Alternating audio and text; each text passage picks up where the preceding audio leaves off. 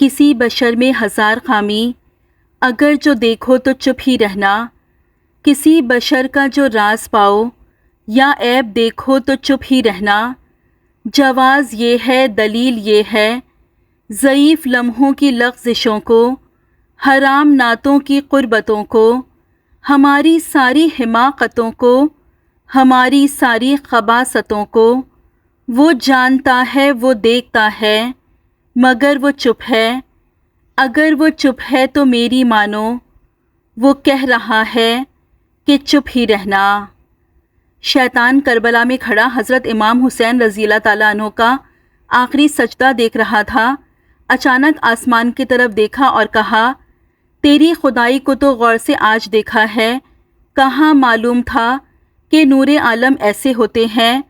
اے خدا، سجدے سے انکار کبھی نہ کرتا میں، اگر مجھ کو پتا ہوتا کہ انسان ایسے ہوتے ہیں۔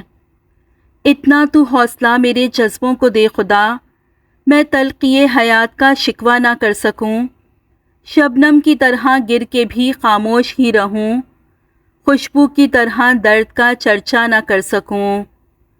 میں نے ایک بزرگ سے پوچھا کہ اللہ تعالیٰ کو منانے کا سب سے بہترین طریقہ کیا ہے؟ وہ مسکرائے اور بولے کہ مجھے جب بھی کوئی چیز چاہیے ہوتی تھی تو میں اپنی ماں کے سامنے روتا تھا، وہ پیار سے میرا چہرہ صاف کرتی تھی اور مجھے جو بھی چیز چاہیے ہوتی تھی وہ مجھے دیتی تھی۔ بس پھر میں نے جان لیا کہ میرا اللہ تو 70 ماؤں سے زیادہ محبت کرنے والا ہے، تو پھر میں رو کر اس سے کیا نہیں منوا سکتا۔ بس وہ دن ہے اور آج کا دن، میں روتا ہوں اور اللہ کی ذات میں 70 ماؤں کی محبت جگاتا ہوں، اور میری ہر خواہش اور ہر دعا قبول ہو جاتی ہے۔ جب انسان بے حد تکلیف میں ہوتا ہے اور مسکرا کر یہ کہتا ہے کہ میں نے یہ معاملہ اللہ کے سپرد کیا، تو یقین مانو فرش سے لے کر عرش تک ہر چیز لرز جاتی ہے اور وہ سیدھا 7ویں آسمان تک پہنچ جاتی ہے۔ ٹوٹے دل سے نکلی ہوئی دعا اور آہ کبھی بھی رائگاں نہیں جاتی، اور جب معاملہ اللہ کے سپرد کر دیا جائے تو ظالم بچ نہیں پاتا۔ وہ رحمان اور رحیم تو ہے، مگر کیا تم نے سنا نہیں، وہ ذوالجلال بھی ہے۔ تھک جانے اور ہار جانے میں بڑا فرق ہوتا ہے۔ تھک جانے والا دوبارہ اٹھ کھڑا ہوتا ہے، جبکہ ہار جانے والا ایسا نہیں کر پاتا۔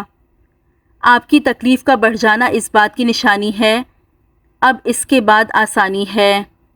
بچپن کا علم پتھر کی لکیر ہوتا ہے۔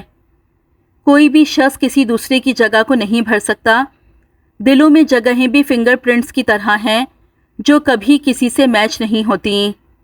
وہی انسان مکمل ہے جس کے پاس نصیحت کے لیے الفاظ کے بجائے عمل اور اچھا کردار ہے۔ اچھا بولو، اچھا سوچو، کیونکہ بدگمانی اور بدزبانی 2 ایسے عیب ہیں جو انسان کے ہر کمال کو زوال میں بدل دیتے ہیں۔ زندگی میں ہمیشہ ان لوگوں کا چناؤ کریں جن کو عزت دینے پر وہ خود سے بڑھ کر آپ کو عزت دیں، یہی بہترین لوگوں کی نشانی ہے۔ اپنے آپ کو ایسا بنا لیں، کبھی کوئی روئے تو اس کی خوشی کا باعث بن جائیں، کوئی تکلیف میں ہو تو اس کی راحت بن جائیں، کوئی پریشان حالت میں ہے تو اس کا سہارا بن جائیں۔ اپنے آپ کو بچائیں کسی کو تکلیف دینے سے، کسی کے آنسو کی وجہ بننے سے، کسی کے تڑپتا ہوا چھوڑنے سے، کسی کے غم کا ذریعہ بننے سے۔ دعاؤں میں یا رب اثر چاہتی ہوں، میں تیری ہی سیدھی ڈگر چاہتی ہوں، نہ شہرت کی خواہش نہ زر چاہتی ہوں، میں جنت کے لالو گوہر چاہتی ہوں۔ یہ دنیا سفر ہے، مسلسل سفر ہے، مسافر ہوں زادے سفر چاہتی ہوں، ملے جس کا ثمر مجھے آخرت میں، الہی میں ایسا شجر چاہتی ہوں۔ میں ظلمت میں بھٹکی ہوئی تیری بندی، بہت تھک گئی ہوں سحر چاہتی ہوں، تیرے در پہ جھک کے جو اٹھے نہ ہرگز، میں ایسی جبیں ایسا سر چاہتی ہوں۔ بنا کر اپنی ٹھوڑی کو، سجا کر اشک آنکھوں میں، ذرا سا غم بتاتی ہوں، وہ سارا چھین لیتا ہے، کبھی رہنے نہیں دیتا سوالی غیر کے آگے، مجھے چلنا سکھانے کو سہارا چھین لیتا ہے۔ مجھے حاجت نہیں کوئی کہ پوچھوں ذائچہ اپنا، جو دشمن ہو فلک سے وہ ستارہ چھین لیتا ہے، فرشتے بھیج دیتا ہے اسے بہلانے دنیا میں، کسی بچے سے کوئی جب غبارہ چھین لیتا ہے۔ میں اپنے رب کی رحمت کا کروں کیا تذکرہ، منافع مجھ کو دیتا ہے، خسارہ چھین لیتا ہے۔ ہم یوسف زماں تھے ابھی کل کی بات ہے، تم ہم پہ مہرباں تھے ابھی کل کی بات ہے، وہ دن بھی تھے ہم بھی تمہاری زباں پہ تھے، موضوع داستاں تھے ابھی کل کی بات ہے۔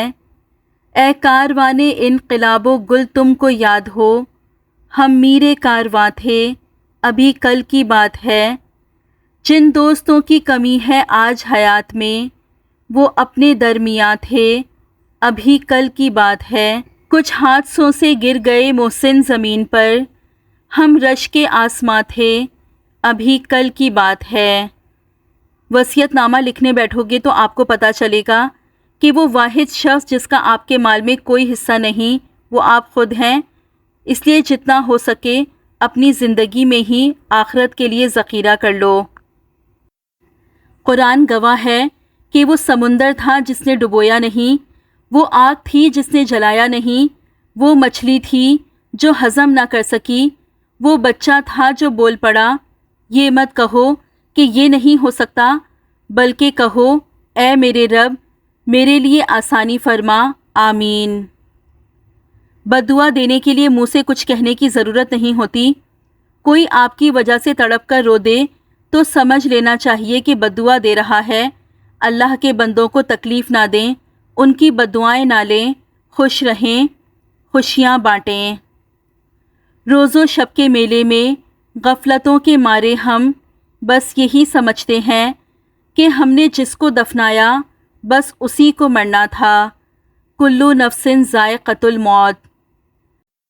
خلوص دل میں لبوں پر مٹھاس رہنے دو، نہ خود اداس رہو نہ کسی کو اداس رہنے دو۔ پھر یوں ہوا کہ حشر کے سامان ہو گئے، پھر یوں ہوا کہ شہر بیابان ہو گئے، پھر یوں ہوا کہ صبر کی انگلی پکڑ کے ہم اتنا چلے کہ راستے حیران ہو گئے۔ سلامتی ہو ان لوگوں پر جنہوں نے دیکھا کہ آپ کی روح کی دیوار گرنے والی ہے، انہوں نے اسے تعمیر کر دیا اور آپ سے اس کا کوئی انعام بھی نہیں لیا۔ اللہ تو قریب ہی ہوتا ہے، دور تو ہم چلے جاتے ہیں، اس سے مایوس ہو کر مانگنا ہی چھوڑ دیتے ہیں، حالانکہ اللہ تو ہمارے لیے ہماری پہلی دعا کے بعد ہی اسباب بنانا شروع کر دیتا ہے، کیونکہ وہ مالک ہے جس کو مان رکھنا اور محبت کرنا آتا ہے۔ جب رحمان سے مانگ رہے ہو تو یقین کے ساتھ مانگو، پھر ممکن ناممکن کی الجھن میں مت پڑو۔ جس سے تم مانگ رہے ہو وہ خزانوں کا بادشاہ ہے، اس کے لیے ایک کن کی بات ہے، وہ اسباب بھی بنا دے گا، وسیلے بھی پیدا کر دے گا، بند دروازے بھی کھول دے گا۔ نیت صاف رکھو، اللہ پر توکل رکھو۔ جو قسمت میں ہے وہ چل کر آئے گا، اور جو نہیں ہے وہ آ کر بھی چلا جائے گا۔